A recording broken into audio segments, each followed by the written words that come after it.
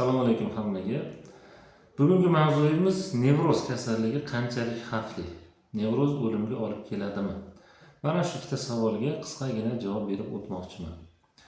Xo'p, nevroz kasalligi qanchalik xavfli degan savolga keladigan bo'lsak, nevroz kasalligi insonda o'lim holatiga olib kelmaydi.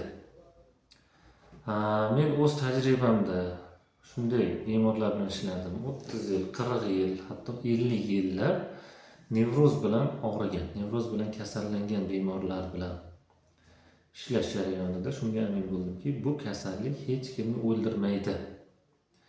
Inson borgan sari nevroz holatida yurgan sari uni belgilari ko'payishni boshlaydi. Avvalgi videomda aytib o'tganimdek, nevrozda boshqa belgilari qo'shilishni boshlaydi. Masalan, birinchi nevroz bo'lgan holatingizda faqatgina yurak bilan bog'liq qo'rquvingiz bo'lsa, undan keyin tanani boshqa joylari bilan bog'liq qo'rquvlar yoki fikrlar kelishni boshlaydi. Masalan, ko'pchilik ichiga kira olmaslik, agorafobiya, ko'chaga chiqa olmaslik yoki uyda yolg'iz qola olmaslik yoki mashinada yura olmaslik. Shunga o'xshash har xil fobiyalar qo'shilishni boshlaydi.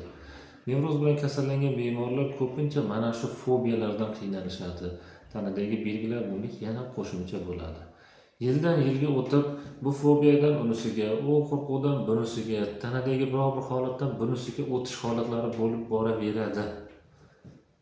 Hatto bemorlarim aytishyaptiki, o'sha nevroz holatida qanaqa belgilarni sanagan bo'lsangiz, hammasi bitta bo'lib o'tdi, deyapti.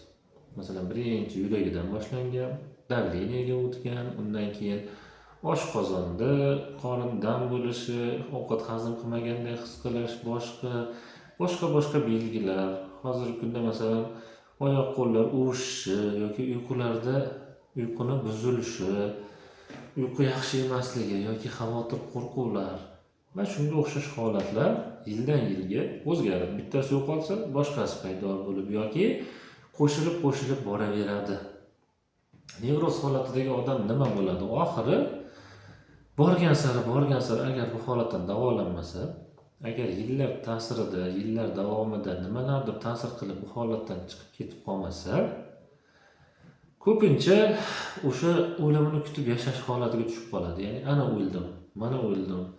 Ba'zilarda hattoki yura olmaydiganlar eshitdim. Ya'ni shu darajada o'zi shu darajada qo'rqitganki, yura olmaydi. Faqat yotib qolgan. Shifokorlar tekshiradi, hamma yoq soppa-sog', lekin u bemorning xayolida ana o'ldim, mana o'ldim. Atrofdagilarni va o'zini qiynab qolgan umrini o'tkazadi.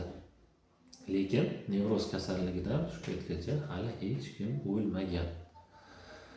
Chunki nevroz kasalligi bu miyangizdagi fikrlar xolos. Nevroz kasalligining asl negizi sizni himoya qilish, ya'ni himoya mexanizmi ishga tushgan miyada. Himoya qilish uchun har xil belgilar bilan sizni qo'rqityapti, lekin tanangizda kasallik yo'q. Demak, xulosa qilamizki, nevroz kasalligi o'limga olib kelmaydi.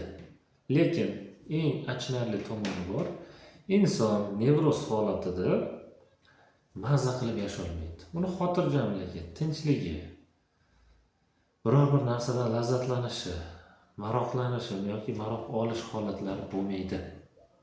Nevroz holatidagi inson uchun hamma kun bir xil.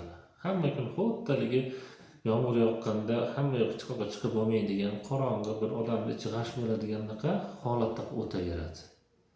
Bolalarini xursandchiligi, oila a'zosi boshqa umuman qiziqtirmay qo'yadi. Faqatgina o'zi sog'ligi, o'zini holati nevroz kasalida, nevroz bemorda nima deydi, qiynashda davom etadi. Shuning uchun menga ko'p murojaat qilishadi, bu holatda nima bo'ladi, o'lib qolmaymanmi, u bo'lib qolmaymanmi degan holat. Mana shu savolga bilib olinglarki, nevroz kasalligi o'ldirmaydi, lekin sizni tinchligingizni, xotirjamligingizni o'g'irlaydi. E'tiboringiz uchun rahmat. Agar savollar bo'lsa, bemalol kommentariyalarda yozib qoldirishingiz mumkin. Video yoqqan bo'lsa, like va podpiska tugmasini bosib qo'yishni unutmang.